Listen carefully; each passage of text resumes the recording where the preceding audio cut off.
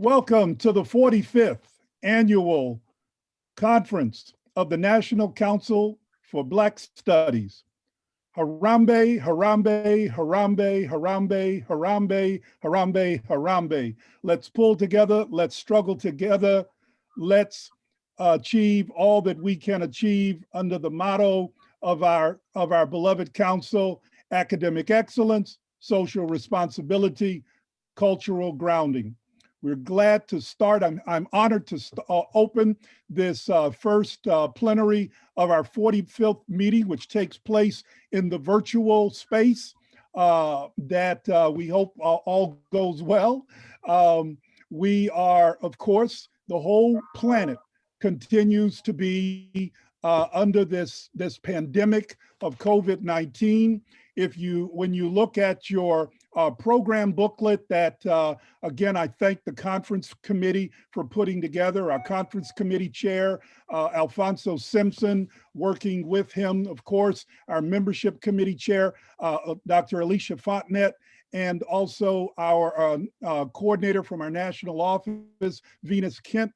You will see my welcome and my statement as the president that really underscores the times that we're in, how this pandemic has touched not only the world, but has directly touched our organization. Some of our members are survivors of it.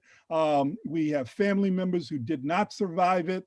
And of course, we know the disproportionate rates in which African Americans, Black and brown bodies have been affected by this pandemic. So given all of that and the needs for social distancing, this is our first time in an extraordinary way to meet in this virtual setting.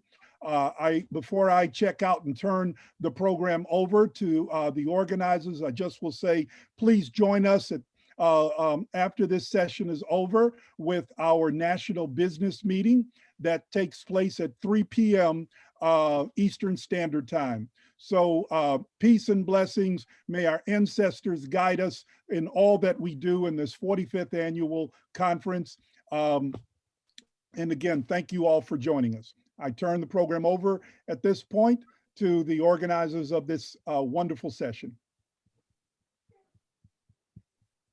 Good afternoon, everybody. I'm Ghani, and welcome to the first plenary session. The title of this plenary session is the Perry Hall Forum on Africana Studies, Pedagogy, and Curriculum. The name Perry Hall may not be familiar to all of you, so I'm going to begin our session by doing a tribute to Perry Hall. The transition of Dr. Perry Hall in April 2020 was a shock to all of us who are associated with the NCBS family. Perry's association with NCBS dates back to the organization's founding in the mid-1970s. For over 4 decades, NCBS and Africana Studies have benefited immensely from Perry's service as a member of the NCBS Board of Directors. He is the principal author of the NCBS core curriculum that was published in 1981. This curriculum model, presented in a document commonly known as the Hall Report, named after him, has been widely used by many departments and programs to design degree programs. Last year at this time, when the NCBS conference was going on in the early days of the pandemic, Perry Hall called me while I was in Atlanta, and he was shocked and surprised that I was there and that the NCBS conference was continuing. So it's somewhat ironic that just a month later, Perry transitioned. Perhaps it was a premonition that he was prepared to visit or to rejoin the ancestors. So what I'd like to do in the, before I talk about his important contributions, I would like to acknowledge my personal relationship with Perry. Perry and I were friends going back to the mid-1970s because we were both involved early in NCBS.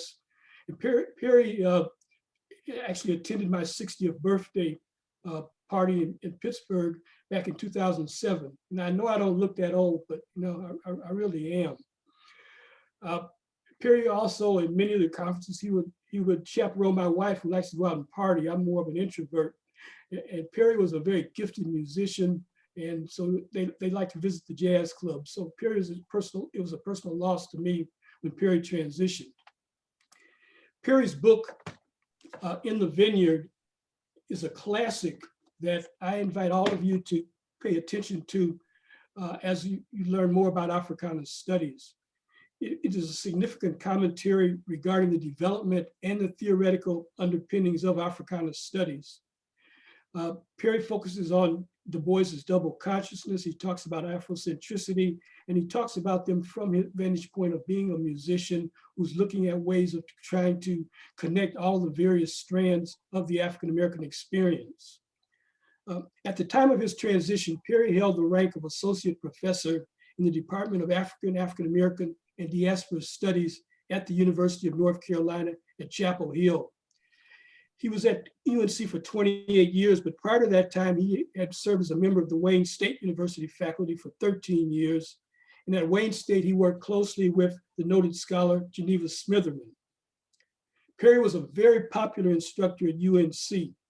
In addition to teaching the survey introductory course, he developed a variety of courses, including those that focused on African-American cultural production, focusing specifically on popular music.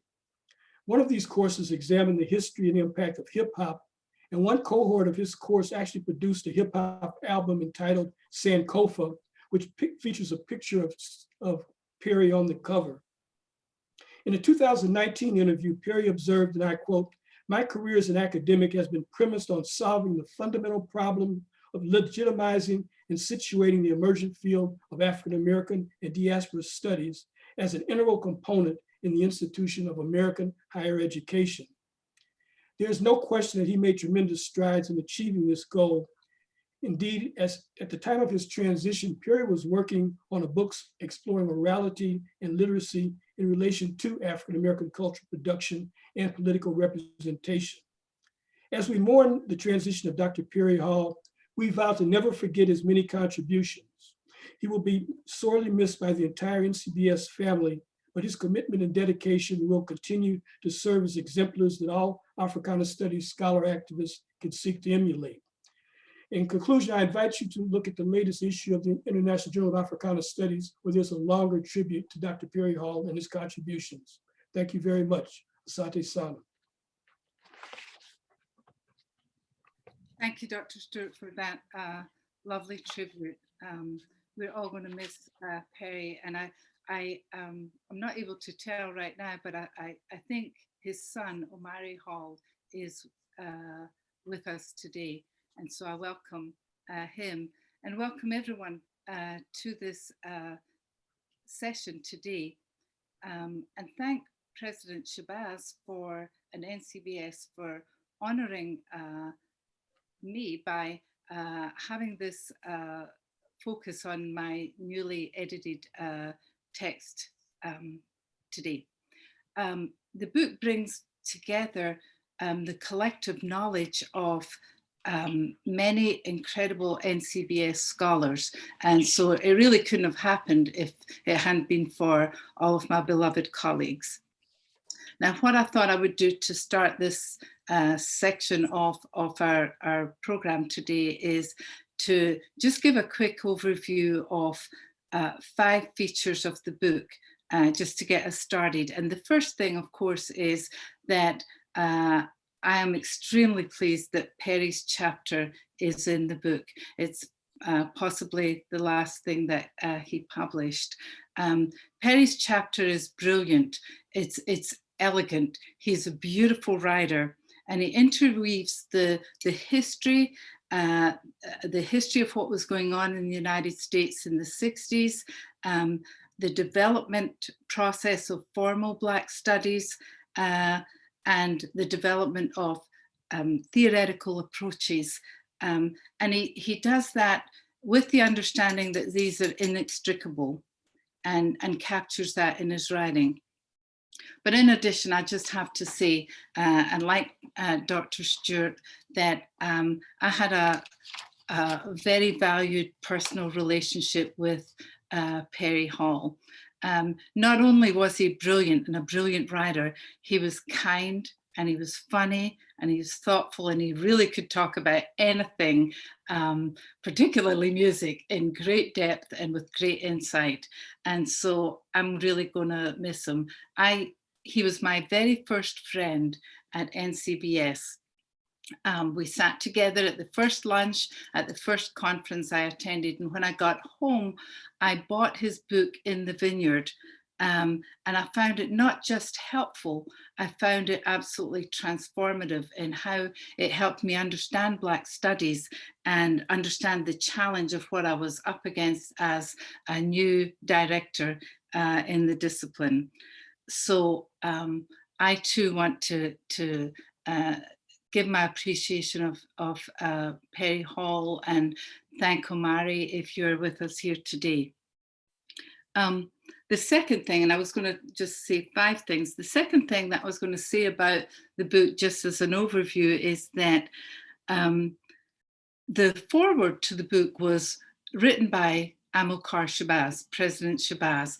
And I don't want to overuse the word brilliant, but it really is brilliant. I had my students read it at the beginning of this semester, and they really loved it and found it inspiring, and particularly because of the links between Africana studies and real world issues that they're concerned about.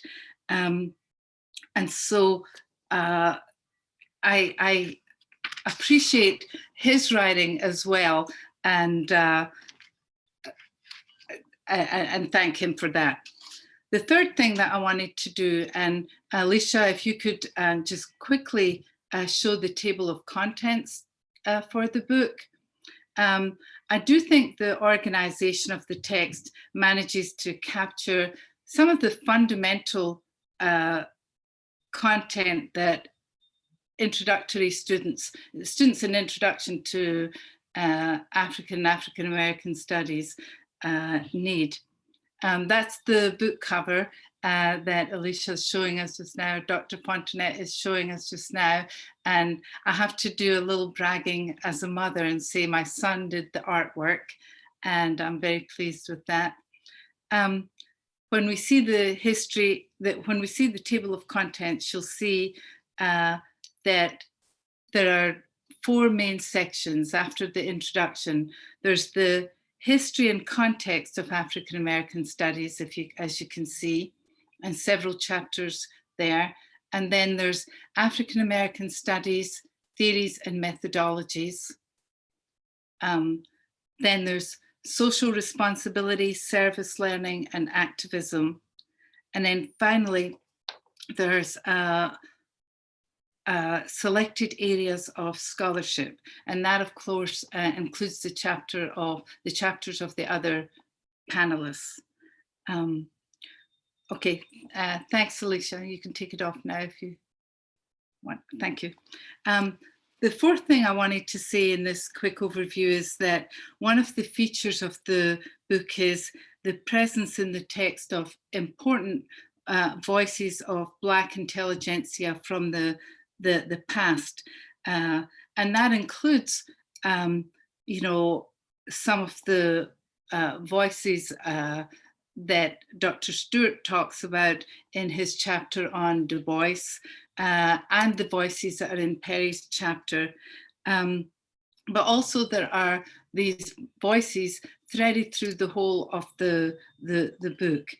The book also spotlights voices of many contemporary scholars to whom we can introduce the students. And one of the things that I really do like about it is that I'm teaching online right now, and I decided to make slides with pictures of all of these, you know, ancient voices, and also of all the chapter authors, and also people that they talk about. And so it really actually ends up being really impactful, I think, for our students. You know, we know that many of our students come into our classes and they've never had a Black professor in all their lives. And then suddenly to see all of this talent, all of this legacy it really changes everything for them. And then fifth and finally, I wanted to say that I do think the book manages to capture how the past, the present, and possibilities for the future are irrevocably linked. The book does celebrate great strengths and achievement and legacy in Black scholarship, literature, music, visual arts, films, sport, activism, spotlights many ways to serve in the community and so on. And all of these matters are dealt with, mostly looking at history and then examining the present and then looking to the future.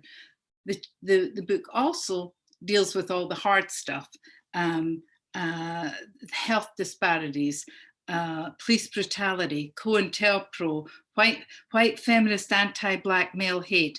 Tommy Curry's in the book so that we definitely have a good understanding of that. White supremacy, all kinds of anti-Black racial injustice. So that's a quick overview of some of what is in the textbook. So I'm going to pass it back to Dr. Stewart now.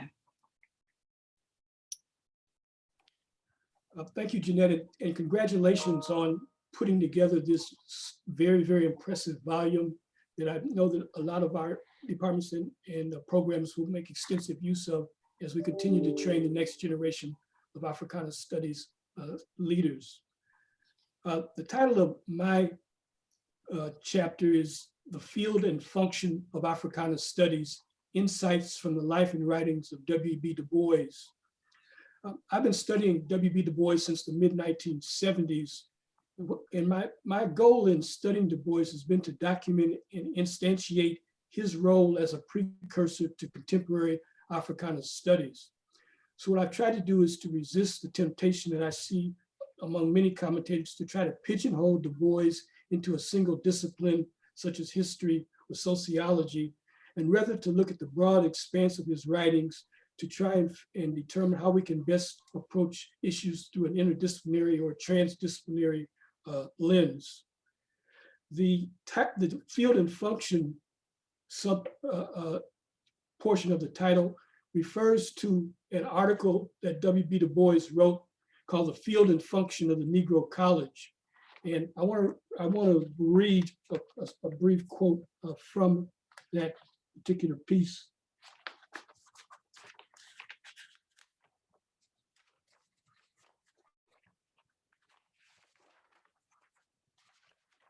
Right. In this essay, Du Bois says, the university must become not simply a center of knowledge, but a center of applied knowledge and guide of action.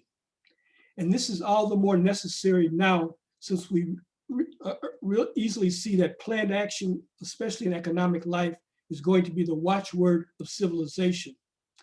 Starting with the present conditions and using the facts and the knowledge of the present situation of American Negroes, the Negro University expands toward the possession and the conquest of all knowledge. It seeks from the beginning of the history of the Negro in America and in Africa to interpret all history, from a beginning of social development among slaves and freedmen in America and Negro tribes and kingdoms in Africa, to interpret and understand the social development of all mankind in all ages. It seeks to reach modern science of matter and life from the surroundings and habits and attitudes of American Negroes, and thus lead up to the understanding of life and matter in the universe. So what Du Bois sets out is an agenda that says that we look at the entire realm of human existence from the standpoint of people of African descent. And so what I've tried to do in my writings is to adapt what he says about what historically Black colleges and universities ought to do to talk about Africana studies. Now, in invoking Du Bois, then, what I try to do is to look at how he talks about specific issues that I think are of special relevance to understanding our situation and trajectory. So I talk about his thinking and the evolution of his thinking on several topics. These topics are race and culture, identity dynamics, creative production, social research methods, education and educational institutions, communicating with non-academic audiences, leadership and social development, gender, Black families and social change, and Pan-African liberation and international political economy. So Du Bois wrote about all of those issues and more. And if we continue to look at his work, I believe that it will help us to help develop the Africana Studies enterprise as we move forward. So I invite all of you who are part of our ACBS family to look seriously at Du Bois as you continue to examine the way in which you are being trained in your current institutions. So thank you very much.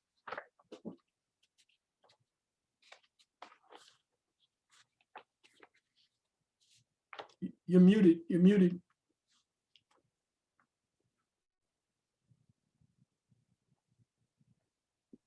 I think Tommy's the next up.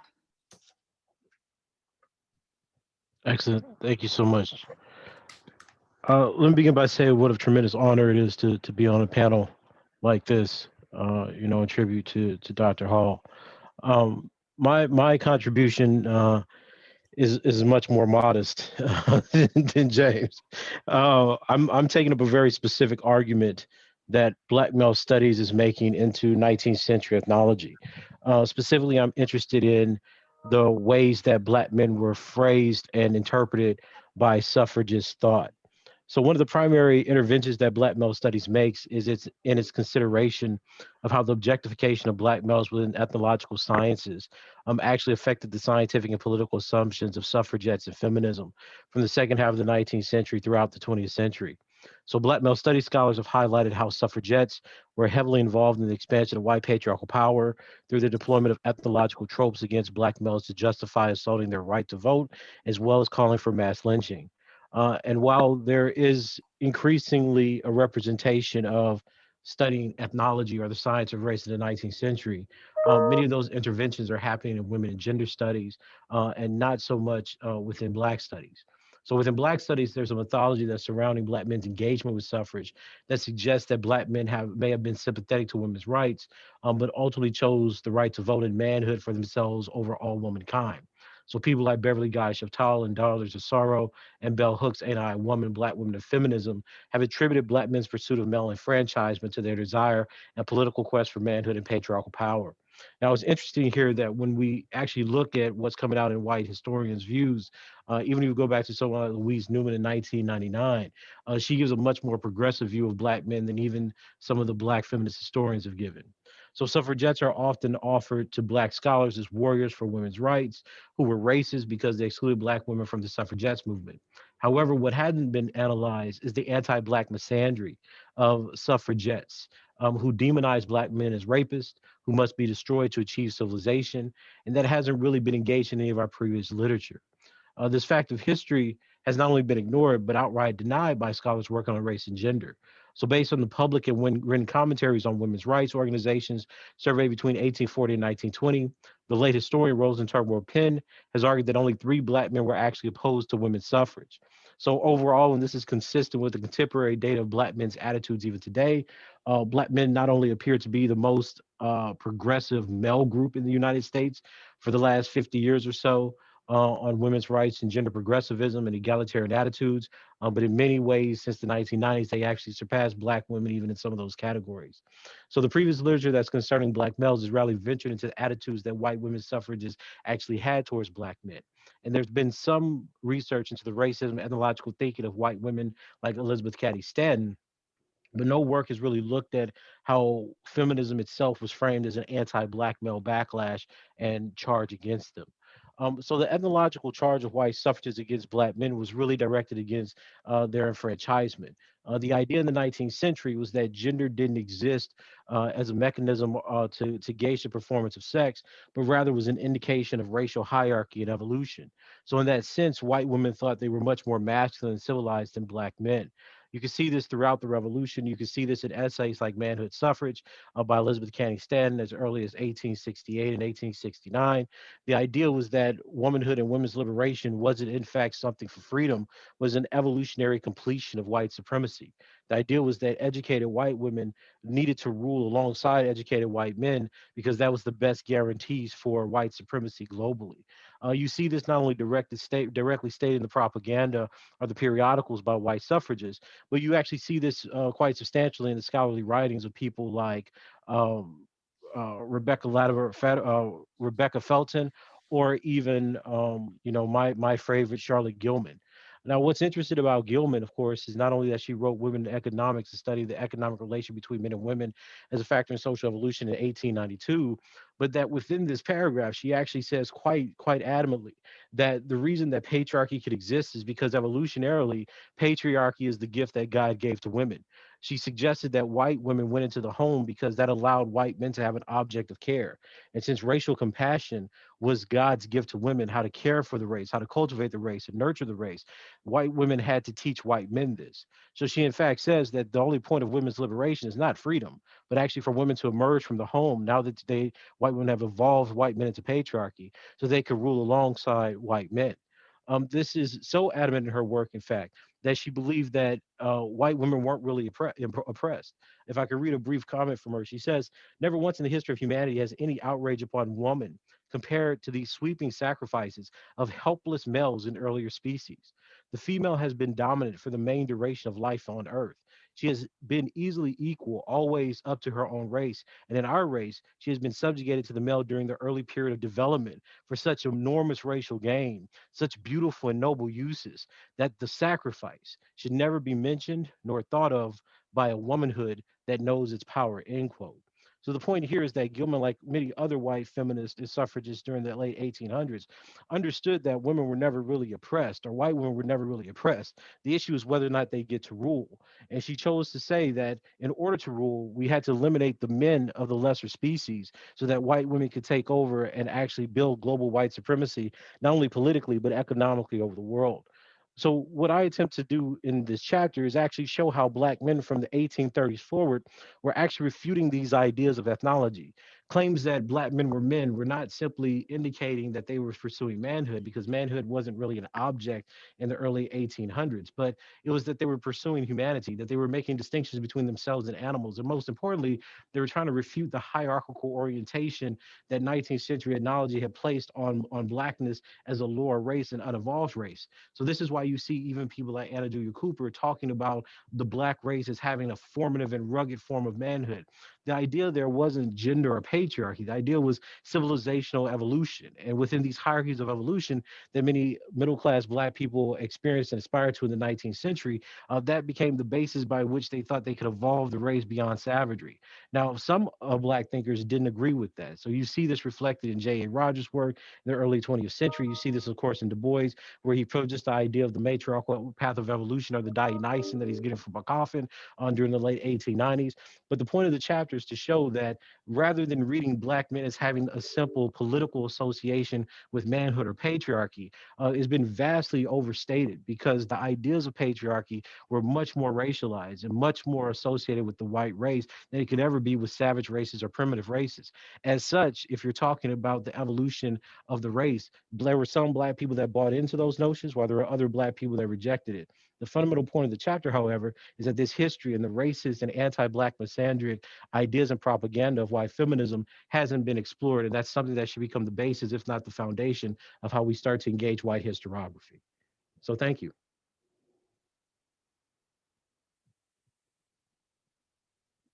You're muted, Jeanette. Yeah, you're muted. Sorry, sorry. I think Georgine, you're up next. You're muted. Peace and blessings, everybody. I want to open up this talk with a quote from Nikki Rosa by Nikki Giovanni.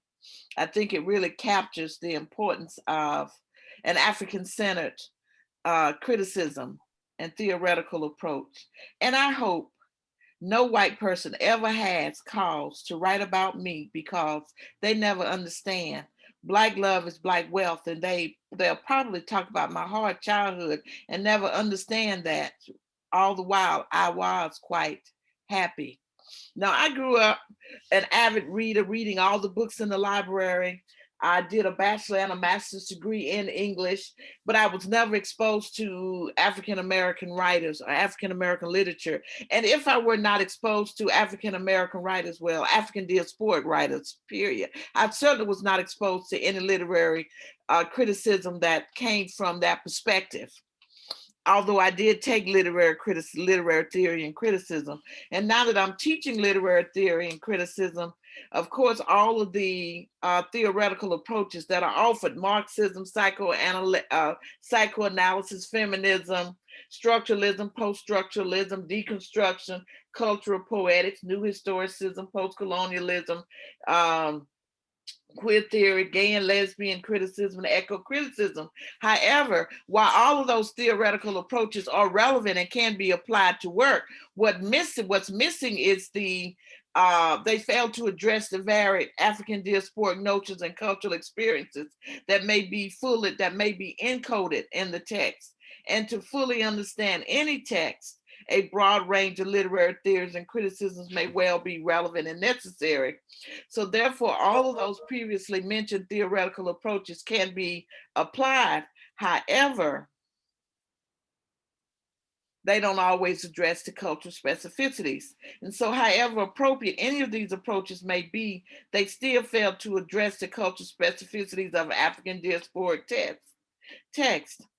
So therefore, when we apply these aforementioned theoretical approaches, they should be grounded in the cultural specificities of the literary work. If, for example, a character has visitations of ghosts, has visitations from the dead, hears voices, smells, communicates with spirit, the psychoanalytic theoretical approach may identify that person as being paranoid schizophrenic. Whereas from an African-centered perspective, then we may say, maybe this character was born with a caul over her face, which enables her to see into the past, etc. Toni Morrison's Sula may well be read from a Marxist perspective because the novel's opening nigger joke offers a stinging critique of deliberate economic deprivations. Marxism's similar focus on class conflict, though, fails to address the primary cause of economic starvation, racism. And so here is another prime example of Morrison's critique, also of literary theories that fail to take into consideration the cultural specificities. And if a valley man happened to have business up in those hills, collecting rent or insurance payments, he might see a dark woman in a flower dress doing a bit of a cakewalk, a bit of black bottom to the lively notes of a mouth organ. The black people watching her would laugh and rub their knees, and it would be easy for the valley man to hear the laughter and not notice the adult pain that rested underneath the eyelids. Otherwise, the pain would escape him, even though the laughter was part of the pain. And so just as the white valley man misreads the witnessed black experience, so can a Eurocentric theoretical construct render a faulty reading. Therefore, we must heed Henry Louis Gates' directive that African diasporic critics must redefine theory itself with our own black cultures and seek to construct a new theory derived from the black tradition itself, including the language of spirituality. And so what my chapter then does is offers what I define as the Ifa paradigm as a way of reading text. Looking at offering Ifa as a vehicle for the shaping of literary critique provides an opportunity for provocative discussions on African diasporic literature. I suggest that such a paradigm will serve to enhance the reader's understanding and appreciation of such text. So this Ifa paradigm is I'm looking at colors, numbers, divination, initiation, symbols, myths, stories within stories to give an alternate reading to these particular texts. And in this chapter, I give an example of The Youngest Doll, which is a story by Puerto Rican Rosario Ferre. But I think a more relevant one that you all may be familiar with would perhaps be The Best Man which everybody has probably seen. And I argue that Malcolm Delete, and I'm going to use that because it's more familiar to most of you, as opposed to The Youngest Dog, which is what is included in the book. The youngest, so for example, I argue in applying an African-centered perspective, the Ifa Paradigm to the Best Man, that Malcolm Delete in his film is referencing Oya and Shango and Eshu through his use of colors. So Eshu is a trickster. He is the guardian of the crossroads. He's also a tester associated with the colors red and black, with the cigar, who's mischievous. And of course, we all know that will be Quentin, who was always putting stuff in the game, always challenging everybody to be the best, to end up being their best self. Those who think they're better than others, he challenges them. He challenged them at their words. So everything that somebody says, he comes back and he challenges them. So just like, I'm drawing a blank. Harper says, I'm going to get you across that broom if it's the last thing that I do, even if it kills me. And it almost does, right? So we have Oya, who's associated with the color purple, who is the deity of transformation. So every time in the film where there's an opportunity for color, where there's an opportunity for change, the color purple is there. And certainly with Jordan's apartment, which is all in purple, and she's in her purple lingerie, etc. So looking at that film becomes more than just a beautiful film that tells the story of friendship, of love, of relationships. It has a much deeper meaning if you apply the Ifa paradigm, if you apply the African-centered theoretical construct, which I think is what Black Studies offers to do, to give us a theoretical construct for understanding everything that is happening around us in this world, and academically gives us a perspective through which we can interpret and analyze things. Thank you. Okay, thank you, Georgine. I think I'm up next. I couldn't decide whether to go into a couple of chapters that I'd written in depth, or whether to just give a very brief discussion of a number of chapters. I actually wrote 6 chapters, or co-wrote 6 chapters of this book. And so I'm just actually going to go through each of these and give you a little flavor of them. The first chapter, of course, is the introduction, and I discuss all the chapters that are in the book. But I also do something a little differently at the end of the chapter. I actually present a number of Adinkra symbols, and I ask the students to read about them and write about these. And really what I'm trying to do is make the point of the centrality of Africa in the book, and I hope that it really influences their thinking and their behaviors throughout the rest of the course. So that's how I start the book. The second chapter is Danny Glover, Memories from 1968, and it begins the history and the context section of the text. Most people know Danny's story as a student at San Francisco State College, and the students actually love to hear the story. Of course, you have to clarify that it's Danny Glover and not Donald Glover and Childish Gambino, and then we're good to go. But the students, they're always impressed by looking at how young he was, and the fact of the social activism of students that were just his age. So this chapter helps students begin to make connections that they're going to make all through the book when they read about Huey P. Newton, Amira Baraka, the Black Panther Party, SNCC, and so on. They also start to understand San Francisco as a central geographic area related to the different movements that are occurring historically at the time. So this is actually content from an interview that I did for the first edition of the chapter, but it hasn't dated a bit. And of course, the story is always a story that we need to tell in Black Studies. The next chapter that I did was a chapter that I co-wrote with my husband, Tim Davidson, and it is revisiting white privilege, pedagogy and in Black Studies. And it falls in the part 2 of the text with theories and methodologies. And I wanted to include this chapter because the students do come in already familiar with some of the phraseology about white privilege and white supremacy. They're familiar from the news media, and they're familiar from some authors like Peggy McIntosh or Tim Wise or Robin DiAngelo. And so I think we have to address the matter.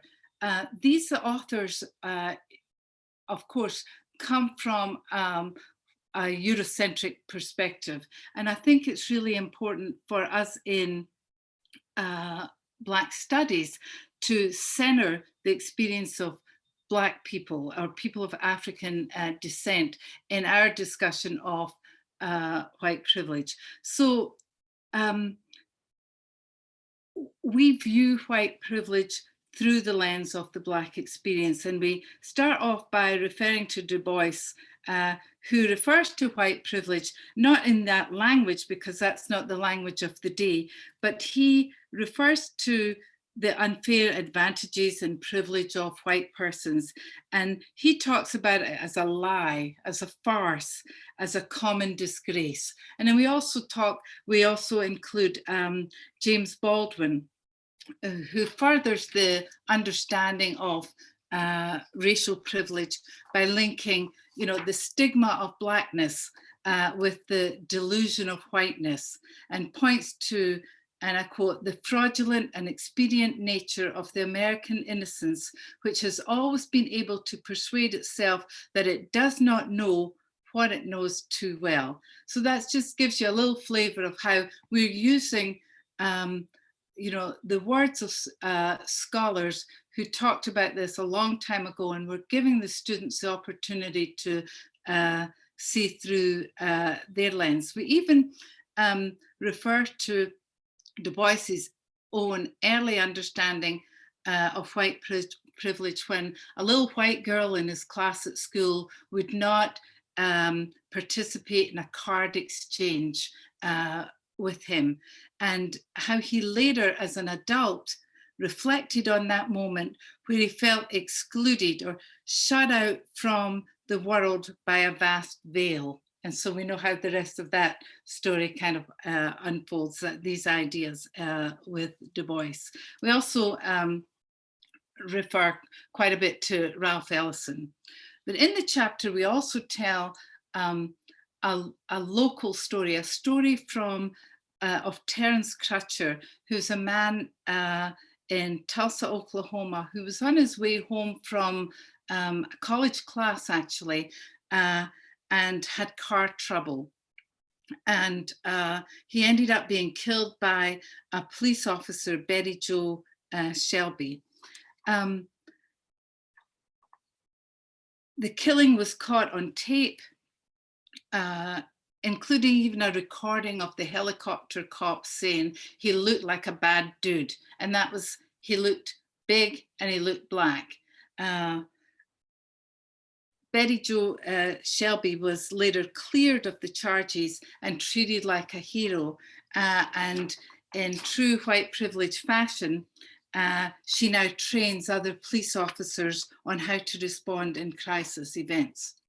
So in the text, the story is presented so that students can look at it from the internal kind of perspectives of Terence Crutcher. And then, of course, they read the analysis of what happened when the institutional white privilege of the police just runs amok, just like it always has done. It's always challenging, of course, you know this, to talk about white privilege with a group of students that are racially diverse.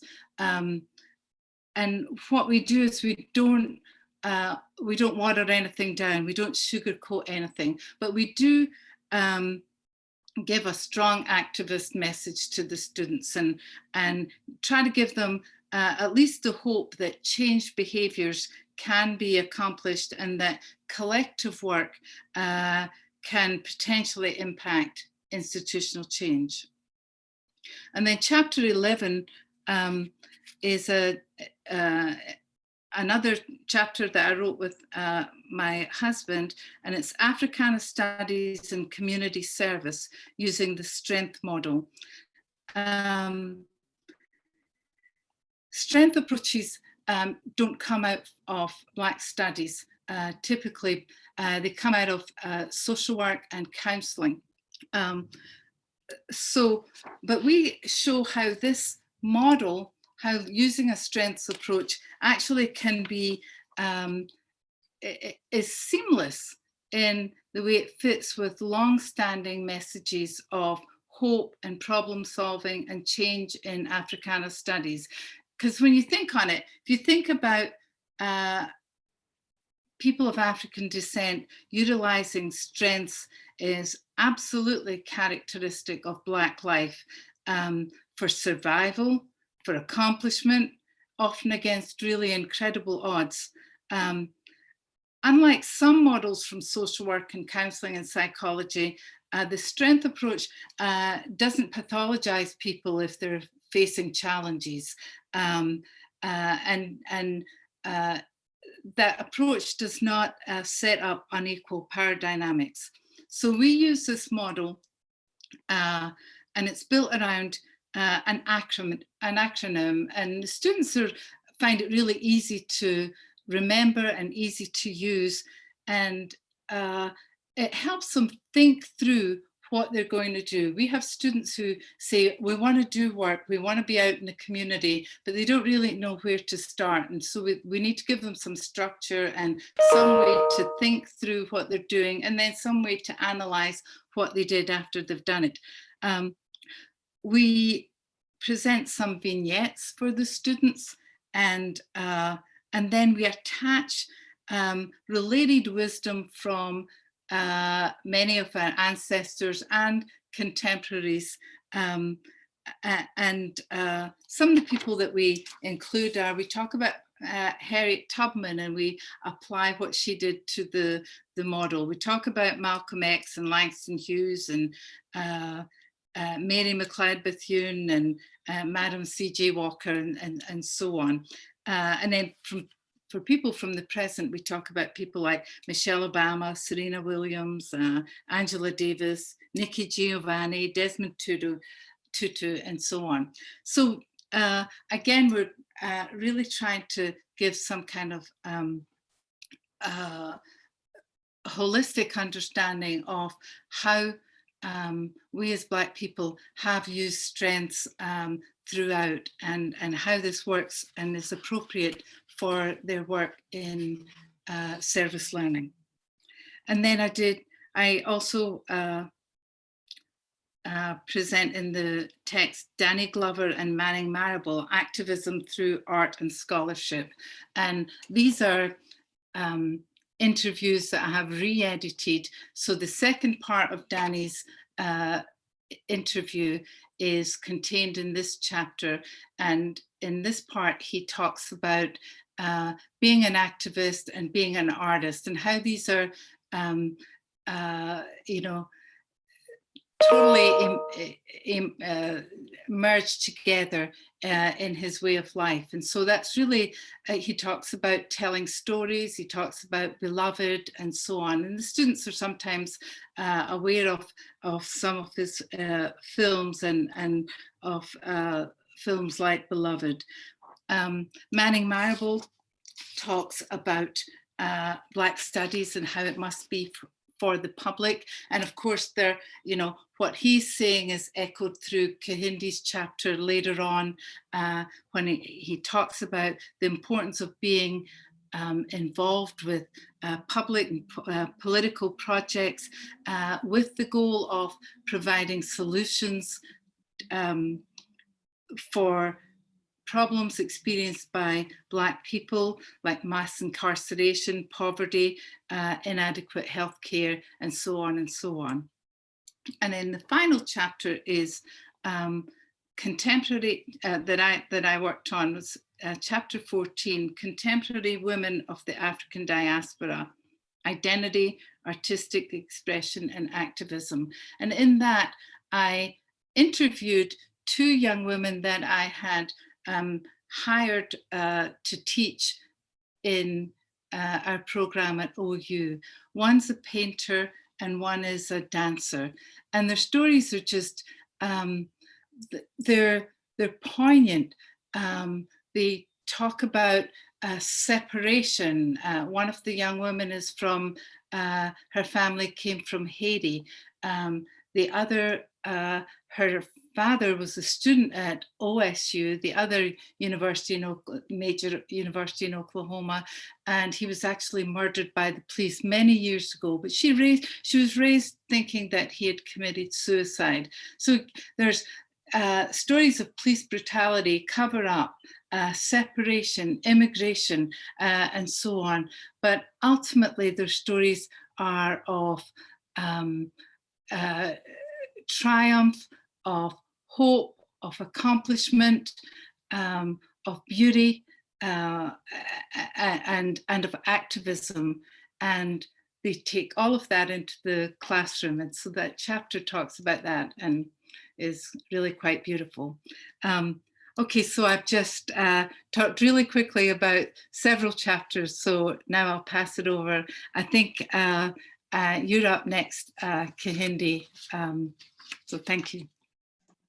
Yeah. Oh, okay. Hi. This is evening for me in the UK. So good to be here. Really good to be here for National Council of Black Studies. In the UK, Black Studies is a newer thing in academic life, which I will talk about. And my chapter is about the Black Studies movement in Britain. I think it's probably important to just contextualize some things. As I said, Black Studies is new as an academic field in the UK. As in, when I say new, I mean 2017 was the first time we had a Black Studies program. We have the only Black Studies program in all of Europe, actually, at my university. And it will probably remain the only Black Studies program in all of Europe for a very long time. Because one of the things that hasn't happened very quickly in the UK is there hasn't been much diversity change in academia at all. So roughly, I mean, the figures here for Black academics would be 1.7% of academics in the UK are Black. And in terms of full professorship, it's 0.68%. There are 140 full professors who are Black in the UK. You actually have 2 of them on you're lucky enough to have two of us on this call. And there's so few, there's only 30, no, I think it's 40. There's 40 Black female professors in the UK. So if you actually go into most universities in the UK, there's very few Black people, almost no Black people. The reason that we have Black Studies is because we have 7 Black faculty in the same department, which I promise you, it's like, that's unheard of, completely unheard of. Very unlikely to have 1, let alone 2, 3. I don't know anywhere else that has 3. There's really nowhere that has 7. So that's what the context of the UK looks like. Really, it's for a number of reasons. One, the UK is really racist, right? It shouldn't be that surprising. But also is a demographic issue, right? So as opposed to America, where we had the 1619 Project, African American communities have longer history than most white communities in the United States. In the UK, that's obviously different. Slavery was offshored. My family's from the Caribbean, or you have people from Africa. And because of travel, in many ways, the Great Migration from the south to the north is very similar to the migration from the Caribbean to England. The only difference is because it was a big sea and we couldn't travel, it happened a lot later.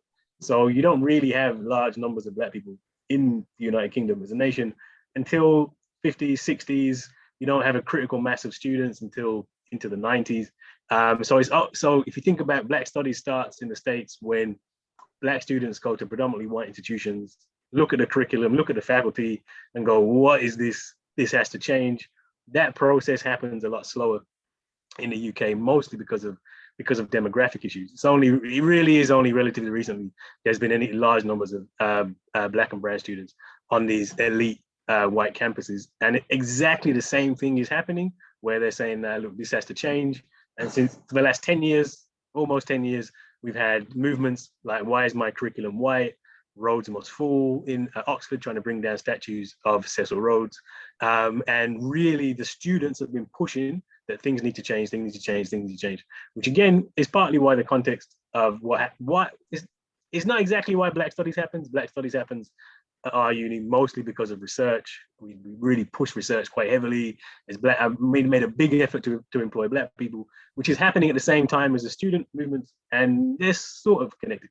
But the context is really important there as well in the UK. Other thing about the UK is because we don't have Black Studies we don't really have any tradition of Black Studies in British universities. We certainly have some Black scholars, people like Stuart Hall, who I know is very influential in the United States, but there is no academic tradition of Black Studies. So we have looked quite strongly to the United States. We teach, there's a lot of the things that we have to teach is the United States, about thinking about the institutionalization of Black Studies, thinking about the discipline of Black Studies. I spend a lot of time coming to the States and talking to different Black Studies departments because of this.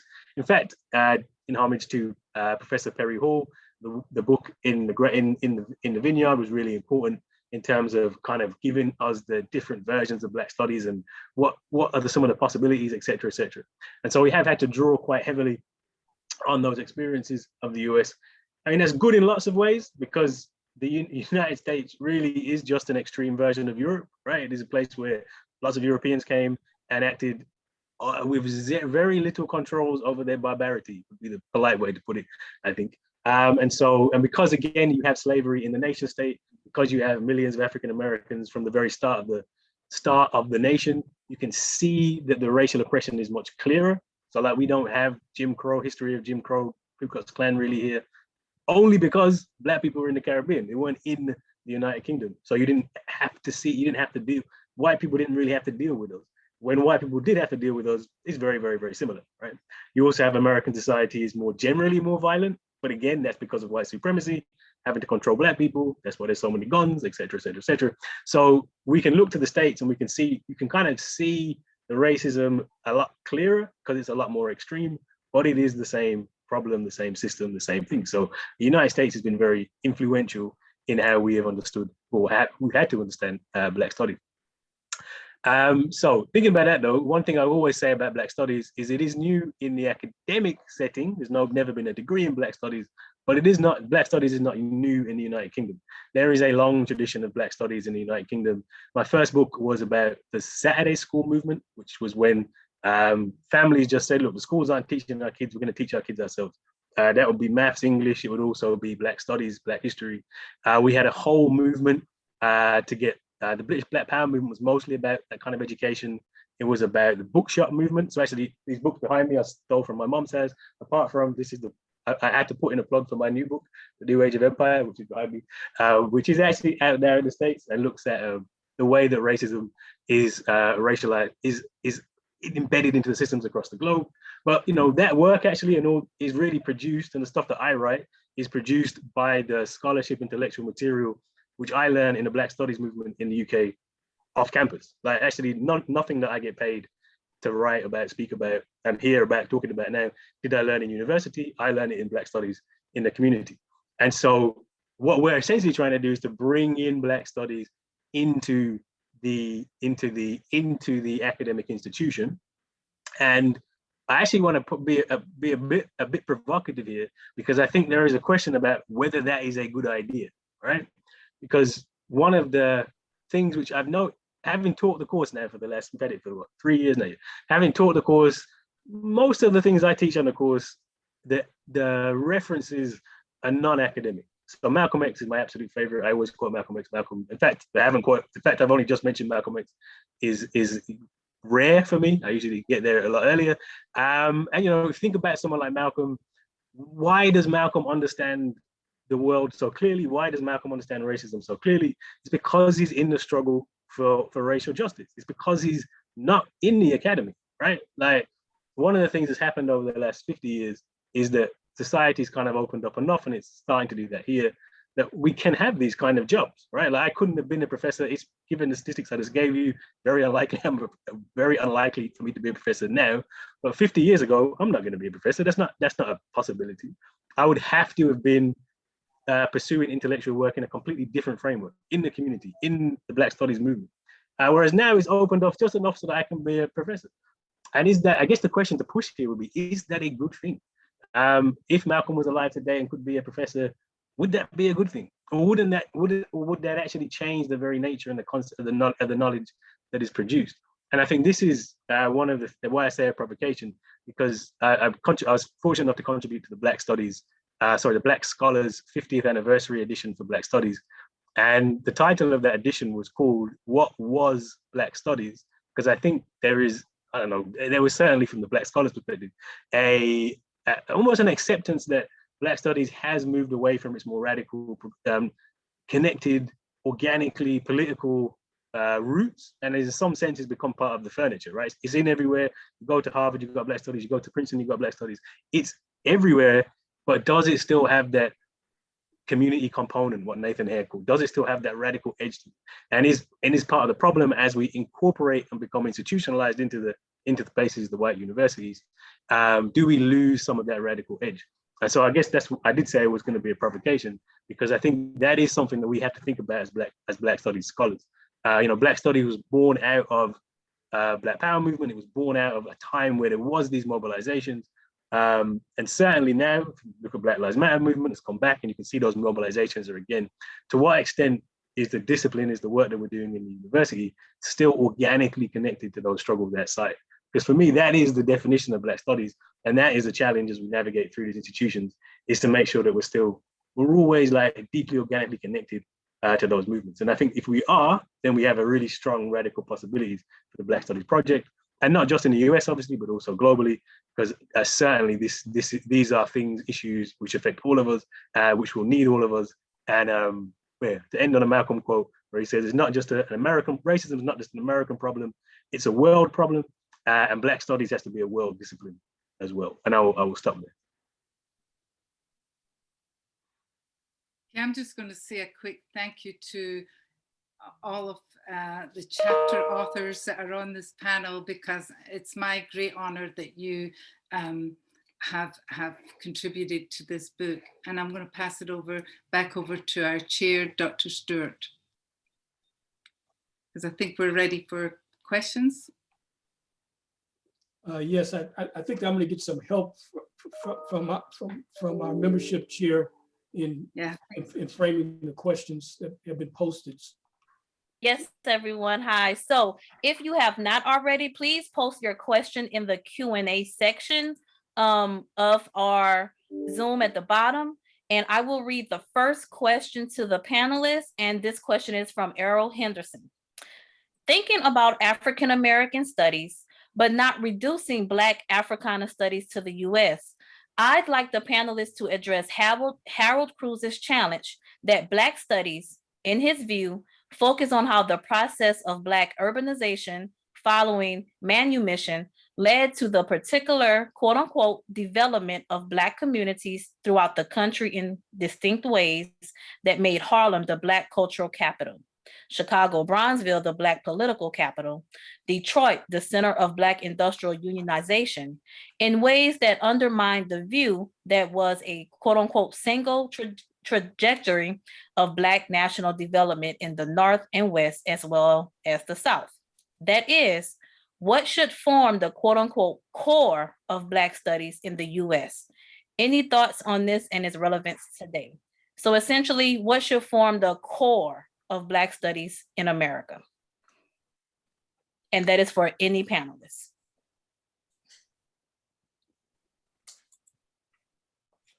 Don't everybody jump in once. I'll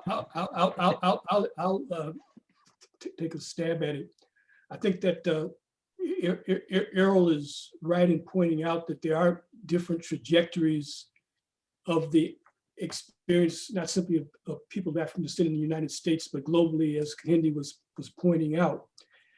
I think in each case, we see a different manifestation of how white supremacy attacks the effort to establish a beachhead in those communities. And I think it's important for Africana Studies to look carefully at one, how white supremacy operated, but just as importantly, what was the resistance pattern that emerged among African Americans and people of African descent around the world, and how do they counterattack that? And I think collectively, by looking at those different patterns, we can be better prepared to respond to the next wave of those attacks that are emerging. I think if you look at all of those examples that Errol pointed to, you see creative production as an important ingredient of how Africana people have responded, although albeit in different time frames. But example, if you look at Brownsville and you look at Harlem, you see important patterns of self-development, creating one's own economy, one's own social life, one's own way of affirming identity, and so forth. And that included creating newspapers that were specific to the community, et cetera. So I think the case studies are important, but at the same time, we have to be able to abstract from the individual cases and put it together into a collective strategy. I would just add to that I think it is really important that you can't understand African America, what's happening in the US, without looking globally. Like, there is, well, I think it's one of the critiques, a valid critique, I think, of lots of US Black studies, is that it misses the broader picture. And what's happening in Harlem or what's happening in Detroit, there's specificities, but they're part of a much broader system of global white supremacy. And I think one of the powerful things, for example, would be seeing the ghetto as an internal colony, and actually understanding that the game in America is so clear. I mean, that's actually one difference to the UK, where we don't, because still most Black people who were enslaved or colonized in the UK are actually in Caribbean or Africa rather than here. The numbers aren't there. But when I go around the south side of Chicago, if I go to North Philly, I'm not sure it looks that much different than Kingston. Like it looks like a colony, it feels like a colony, it really is a colony.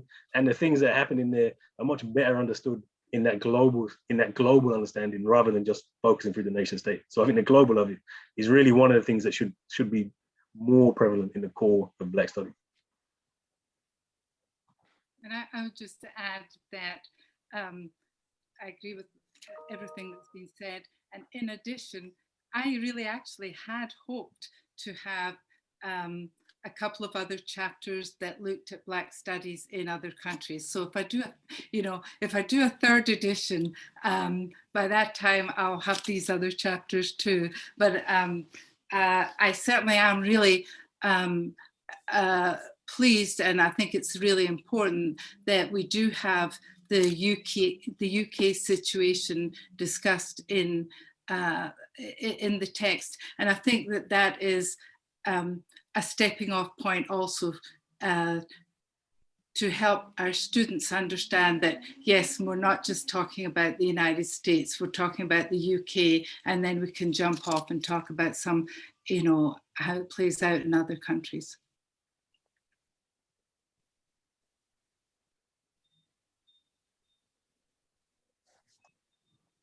All right, thank you. Our next question is from Omari Hall.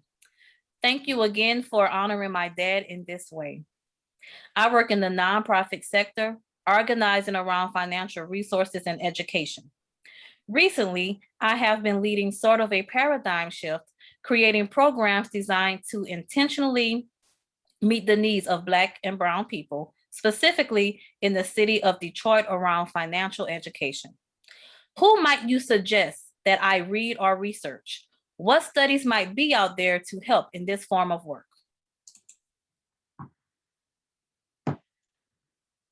And again, that is for any panelists.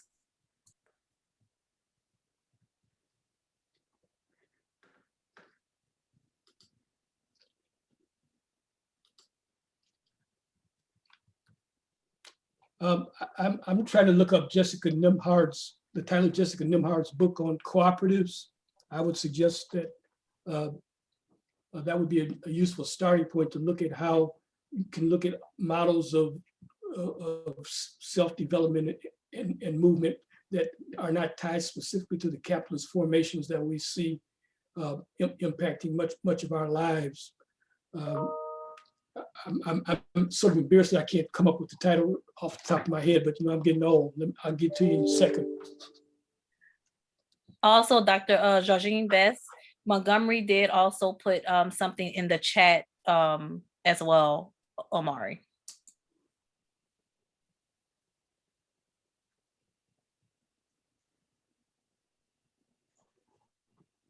Okay, Dr. Stewart, you have a message in the chat. It is not a question, but someone that wants to connect with you. Please make sure to check that out. Our next question is from Kefas Lamak. Do you have a list of universities in the UK that are teaching Black studies? So I'm guessing that is for Dr. Andrews. Yeah, so I mean, so as I said, we have the only kind of degree in Black studies. So that's one, Birmingham City University. But certainly you'll find there's scholars doing Black studies work in UK universities. For instance, Professor Corrie is at University of Edinburgh. There's a couple of master's programs that started. Goldsmiths Uni has an MA in Black history, I think. The University of Bristol has an MA in Black cultures. And you'll find scholars around trying to incorporate this work, but it's not, in terms of you can go and study Black studies in depth. It's not a long list. It really isn't a long list. But if you are interested in particular things, do email me and I can see if I can put you in touch with people here as well.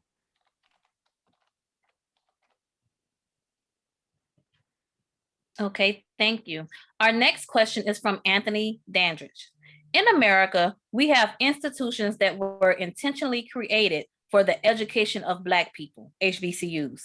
Are there any similar institutions at any level in the UK? No, again, no. And again, if you think about, this is again demographically, the kind of history of HBCUs is the segregation in the South, the large African American population. What do we do with these Black people? We're gonna create a different university system. Remember here, we're only 3% of the population today, Black people, and that's like the high point that it's been. So there just wouldn't have been the numbers or the system or the system of segregation to allow that to happen. So yeah, it's not. And to be honest, given the numbers that we have, and given the way the education system is, it's never probably going to happen in the UK. In some ways, though, I would say there is a correlation, because when we think about the UK, we think about it too much as a nation. Remember, where the British Empire was huge. When my dad was born, he was born in Jamaica, which was a British colony. So it was part of Britain. And in some ways, the actual comparison to the HBCUs is places like the University of the West Indies in the Caribbean.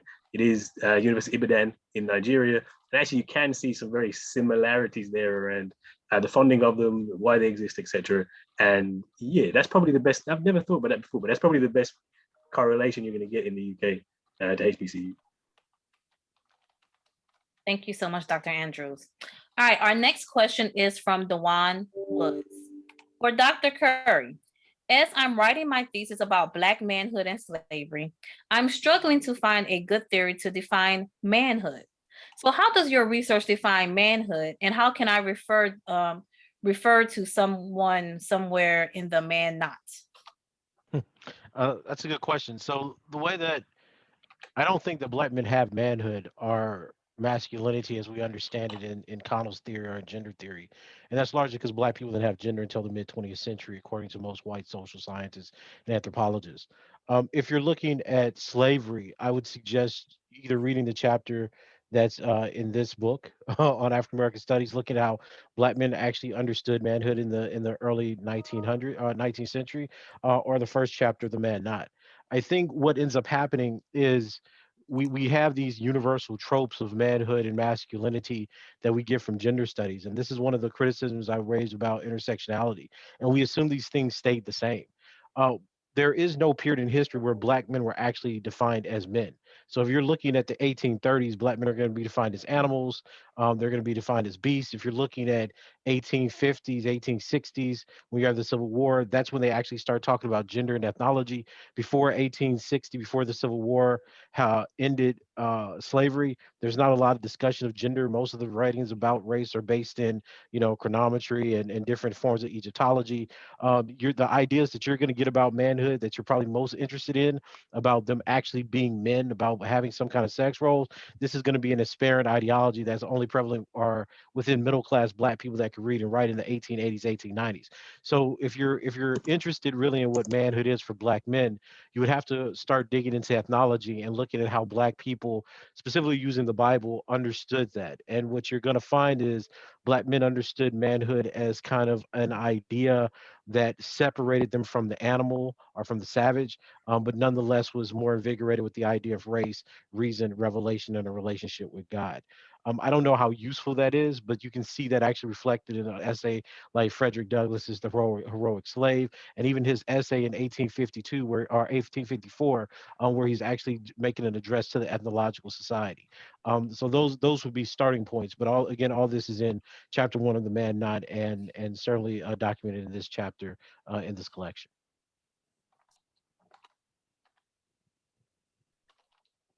Thank you so much.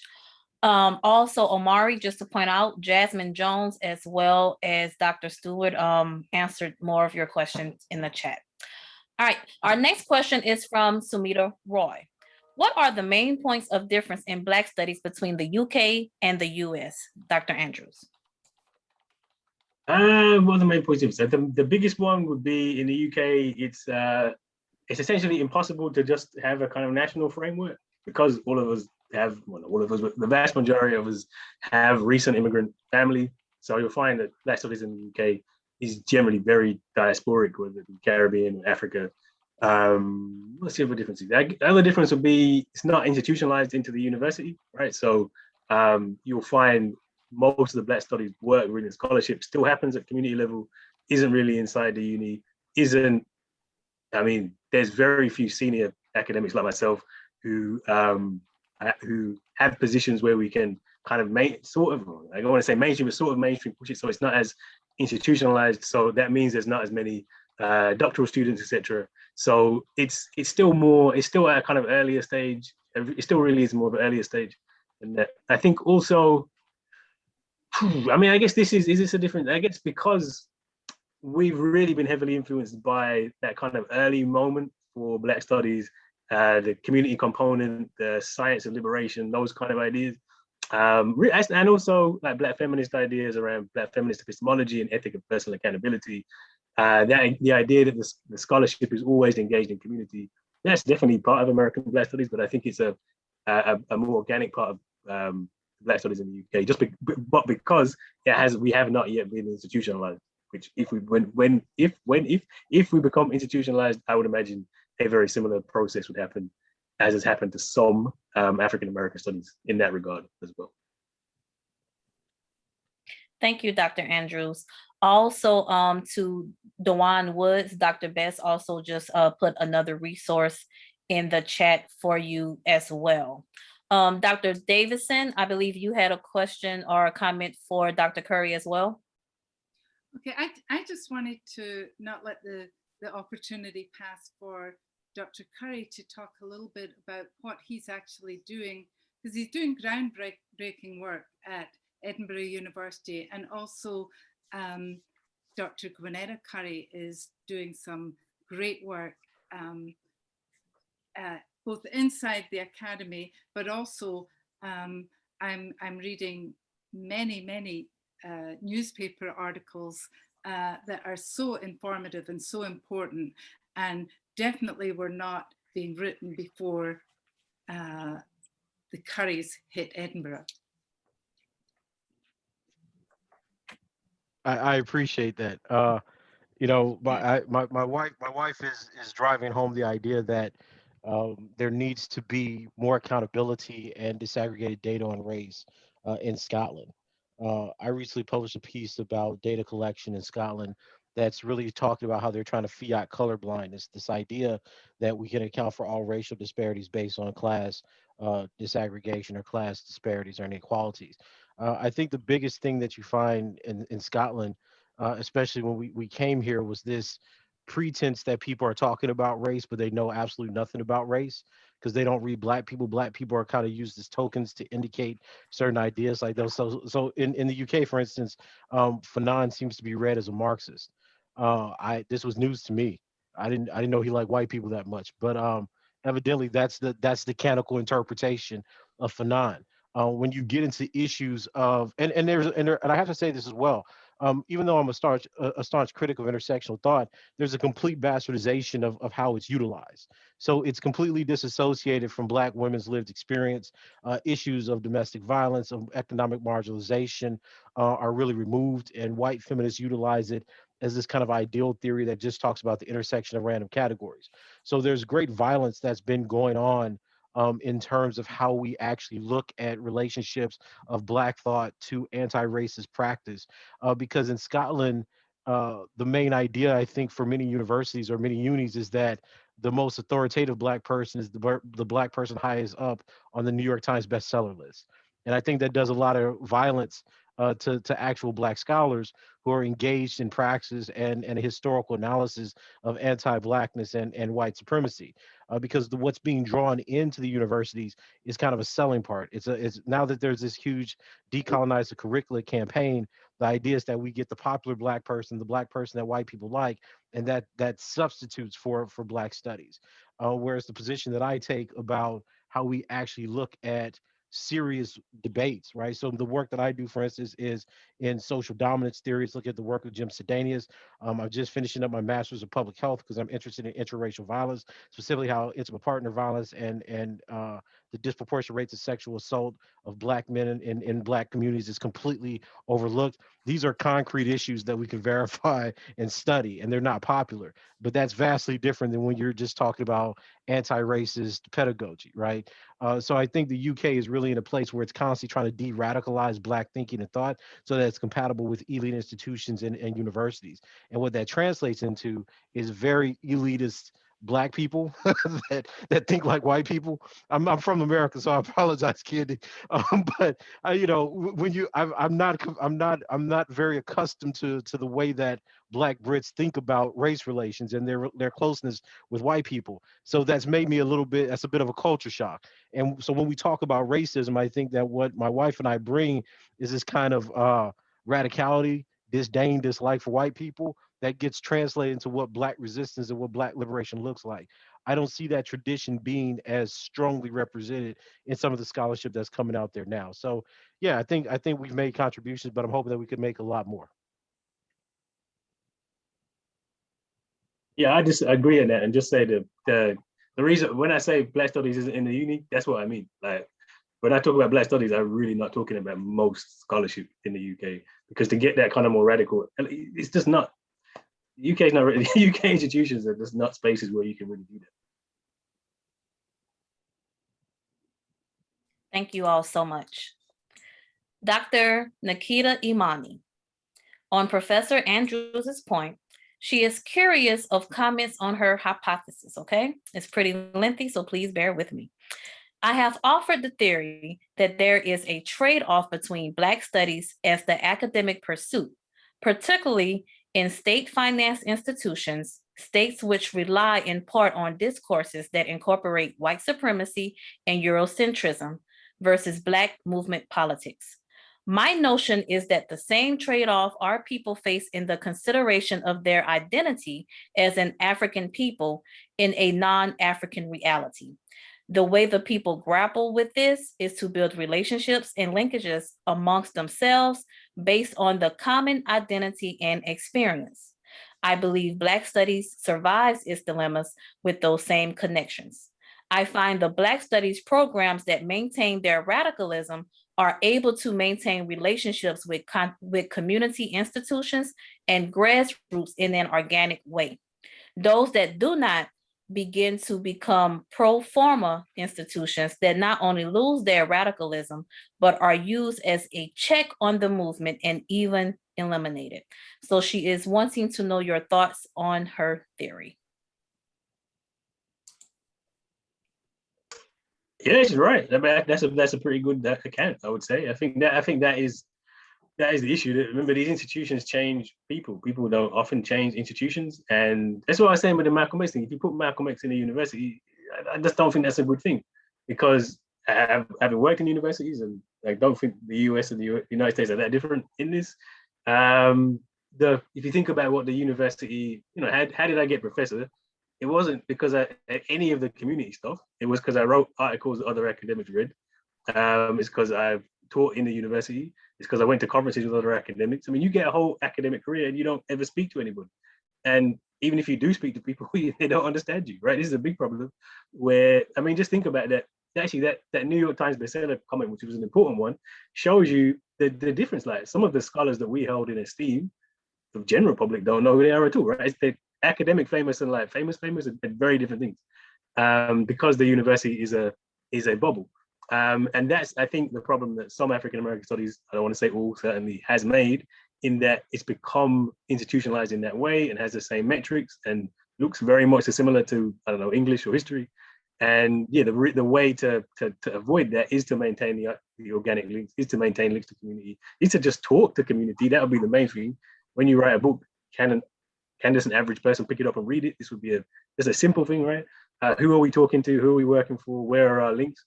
But the problem is that the things we have to do in the university don't really emphasize any of those public stuff, right? So it is always this battle, and that's why it's easy to slip into the institutionalized version of academia. And so it's something that we have to guard against all the time. But on the plus side, we do have a lot of flexibility, so we can do it. But it just means, I think that's why it's important to have connections to the community, but also connections to places like Council for Black Studies, so that we're building that internally and externally as well. Thank you.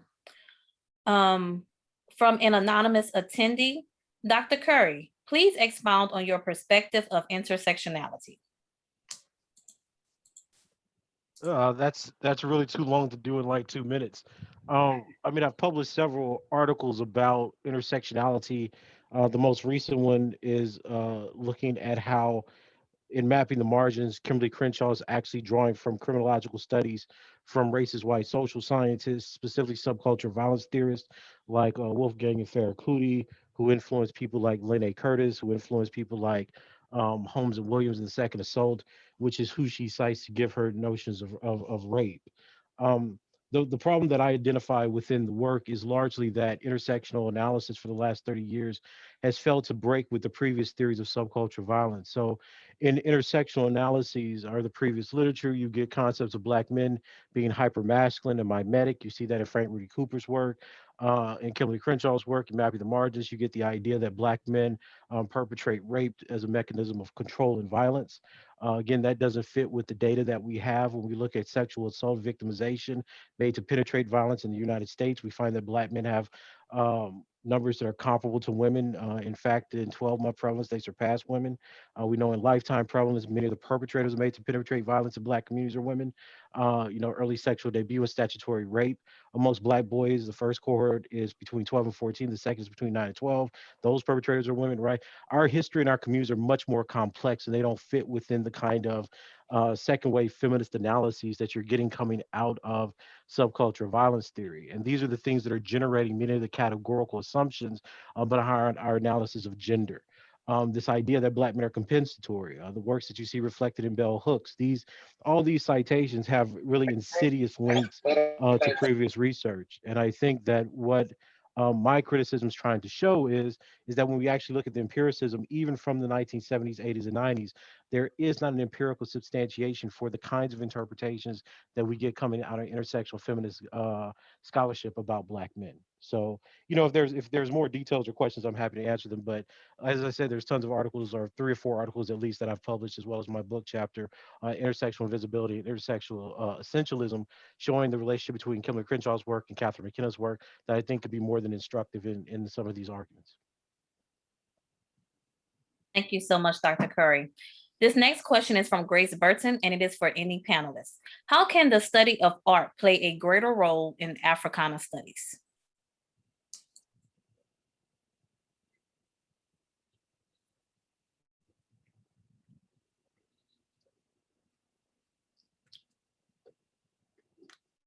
oh boy.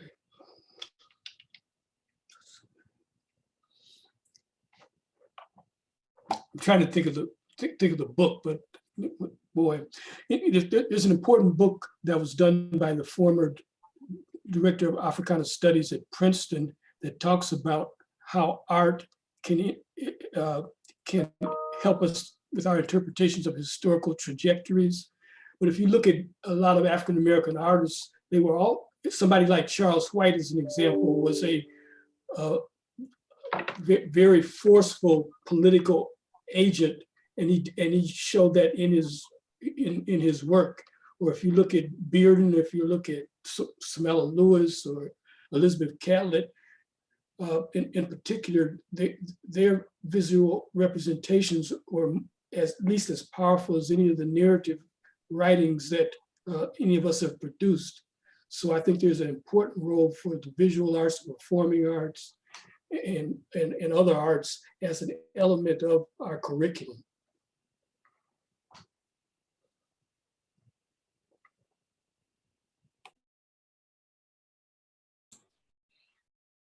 Thank you so much, Dr. Stewart. Our next question is from VP Franklin. For Professor Andrews, what is the role of the Black Studies scholars in the UK in the advancement of the movement for reparations and reparatory justice in the Caribbean and UK? Definitely. So this is where the distinction between in the university and outside is important. So Black Studies, in terms of the organic scholars, hugely influential in the movement. I'm thinking specifically of Sister Esther Stanford-Kosai, who is part of the European Coalition for Reparations, part of the Stop the Mangamizi march. When I stop speaking, I'll put a link to the British to Stop the Mangamizi, which is the kind of the British link, and there's also PARCO, the European Coalition.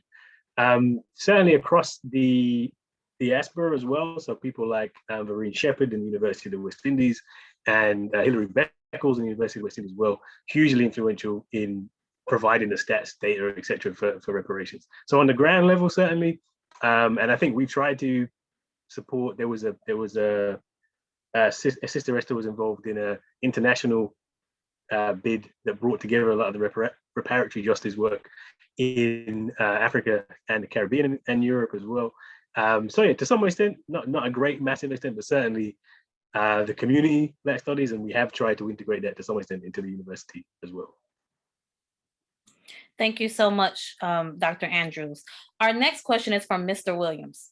Aside from the writing, I'm understanding this consortium of scholars have contributed to, is there any concerted effort among you to develop a Center for African Diasporic Learning, or at least at some point, some sort of curriculum for Pan-African study?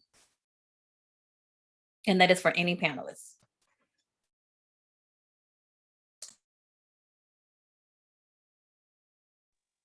Yeah, I think at the University of Edinburgh, we're working on creating a center for the study of anti-Blackness and colonialism. You know, the idea that I'm trying to find a polite way to say this.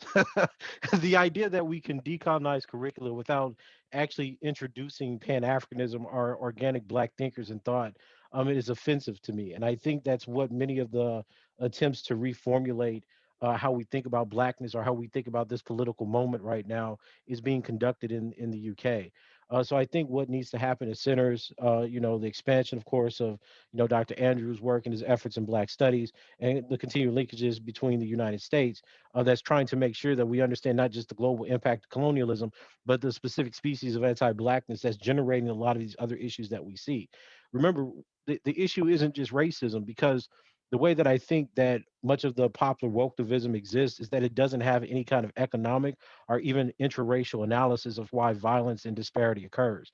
What I'm interested in is seeing how racism and white supremacy create structures and hierarchies, even if you're looking at semi-colonial analysis, that actually propagates violence, right? So what is it about these kinds of orientations that lead to disparities within our community, be they health, be they epidemiological, et cetera? You know, how does violence and death seem to follow demographies of Black people wherever they are in the world? I think Pan-African education is necessary for that. And I don't think that it's merely in the political sense, but I think also in the analytic sense. We need new kinds of tools and new kinds of understandings to understand how you actually create societies of dying people. And it seems that that aspect has been very well thriving all through the world, even in the health disparities in the UK, but we have very few formalized methods to actually go about understanding and analyzing it. Thank you so much, Dr. Curry. Also, Dr. VP Franklin, Dr. Andrews posted a link in the chat, UK reparations campaign. Just wanted to bring that to your attention as well. Also, Dr. Smith posted another resource for the type of analysis and violence that Dr. Curry was referring to. All right, our next question for any panelist is from Lance. I really enjoyed this panel. This is a very Pan-African panel, and I wanted to take the opportunity to ask you all to speak on the rise of Black xenophobic groups in the U.S., like ADOS, American Descendants of Slavery, and FBA, Foundational Black Americans, that speak out against Black immigration and the diaspora.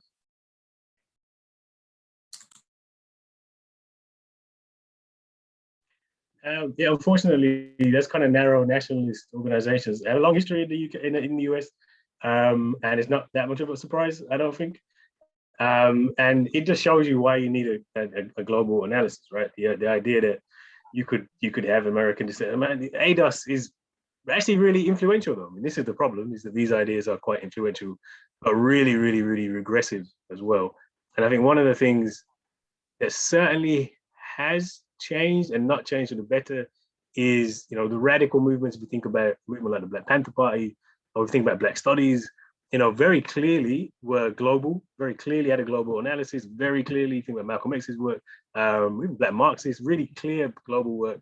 And as those kind of radical intellectual movements were destroyed, let's call it what it was, they were destroyed, that radical internationalism hasn't really reemerged, and what it's been replaced with is this faux radicalism of things like ADOS and the rest of it. So it is something that we have to be guard against and make sure that we're very clear, because I've seen it seep into so many people I wouldn't have thought, to be fair. And it's a really dangerous idea because it just misses the point completely. Thank you so much. Our next question is from an anonymous attendee. There has been a great deal of discussion about systemic and institutional racism. Can the panelists address for students on the call if they think AFAM, Africana, Pan-African Studies have resulted in systemic changes in higher education? If so, how? If not, why not?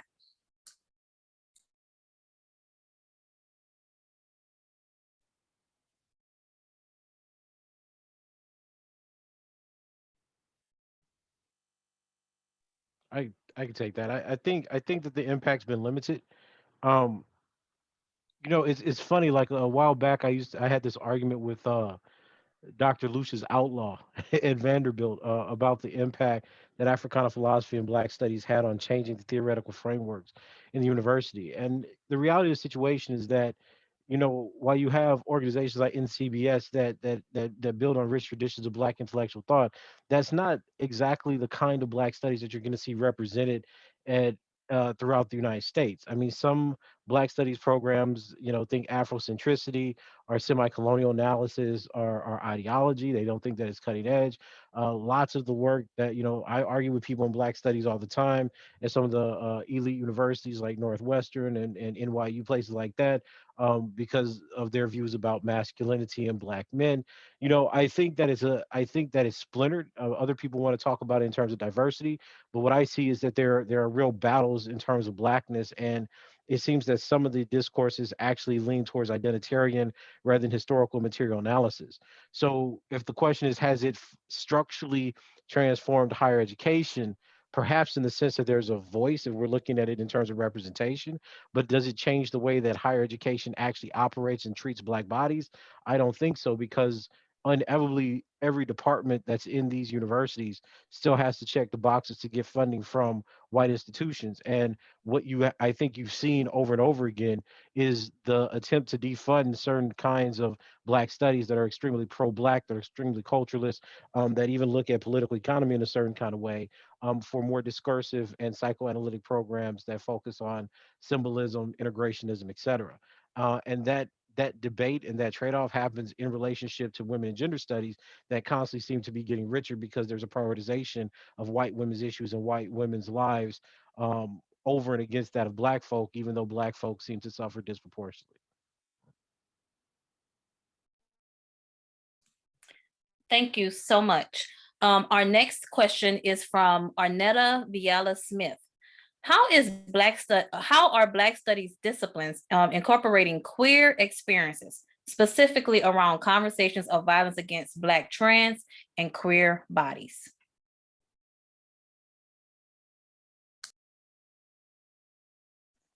I mean, I think this is actually an area where you definitely see it's one of the big differences over the last 50 years, certainly, and certainly in the incorporation into universities.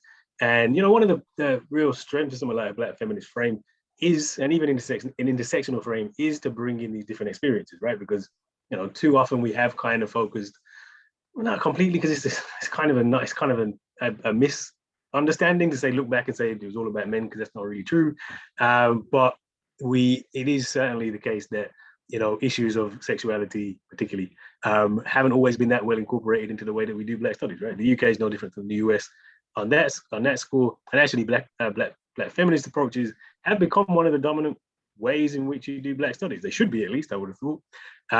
Should be, like, when we put together our Black studies degree, Black feminism, a real discussion with the ideas, even if you don't agree with them, but the discussion with the ideas is really important.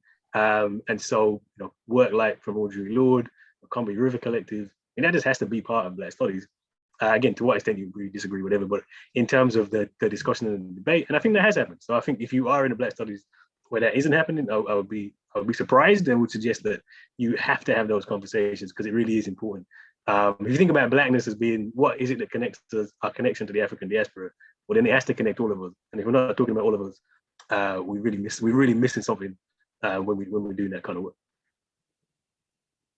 Thank you all so much. And we only have one more question. If you have not seen my message in the chat, please do not submit more questions at this time. Please feel free to email me at membershipchair@ncbsonline.org. And I promise you, I will get your questions to the panel and they will respond to you. Our last question from Mr. Kewato Dwayne Dieterville. I am so sorry if I did not pronounce that first name correctly. Dr. Curry, your book, The Man Not, has impacted the worldviews of both Black male intellectuals, academics, and the general Black male that engages with contemporary social media, in addition to winning an American Book Award. Despite this wide-ranging impact, we have heard relative silence from prominent public intellectual philosophers such as Michael Eric Dyson, Bell Hooks, and Cornel West. How do you account for this, or what are your general thoughts about this?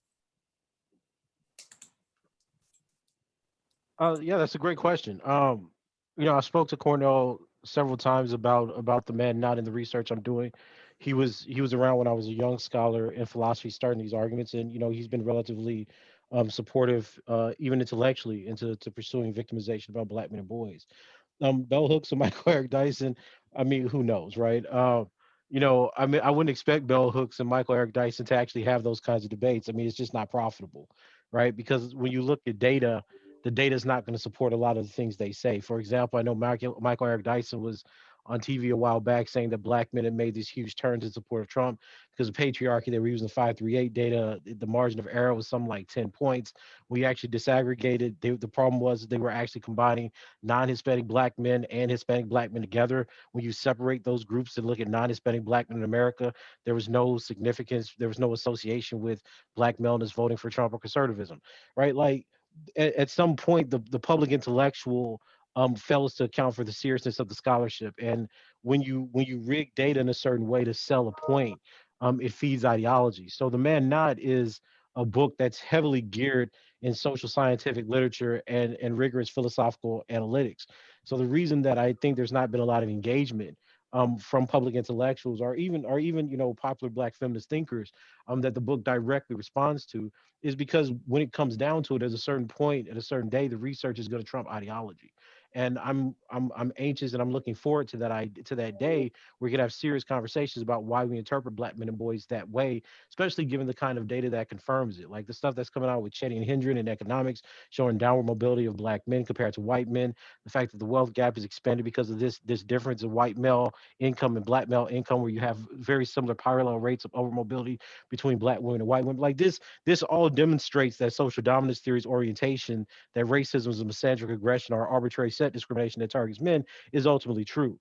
That idea runs up against so much of the ideology that gears gender studies that it's not easily accepted, despite the overwhelming wealth of interdisciplinary evidence that supports this. And I got to give a shout out to James, James Stewart work. His work on institutional decimation back in the 70s pointed this out as well, right? Like there, at a certain point, there's just the reality of political economy and institutional realities that I don't think we're ready to grapple with yet. And I think the man not is just one kind of indention to that. So I'm not surprised. My feelings are not hurt.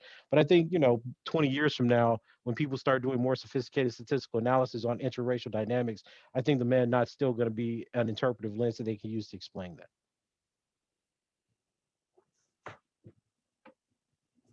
All right, everyone. Thank you so much. I want to thank our panel. I want to really thank you for staying on here an extra 15 minutes to answer all the questions that were presented to us. Please remember, if you have more questions, please just email me. And it has been wonderful. We have our business meeting at 3:00. All members and non-members are welcome to join, because if you are not a member, we want you to join our NCPS family. Any last words from our panelists? So thank you, everybody. I really enjoyed it. And thanks to the panel as well. And thank you all for listening. Yeah, thank you very much for everything. And I think this panel has really opened up a lot of important ideas and demonstrated the fact that Africana Studies is alive and well, and that it has not simply focused on academic excellence, on social responsibility and cultural grounding, and it's an international enterprise that we must continue to develop. So thank you all for your participation and look forward to continuing engagement. Thank you for having me. It's been a pleasure. At 3:00.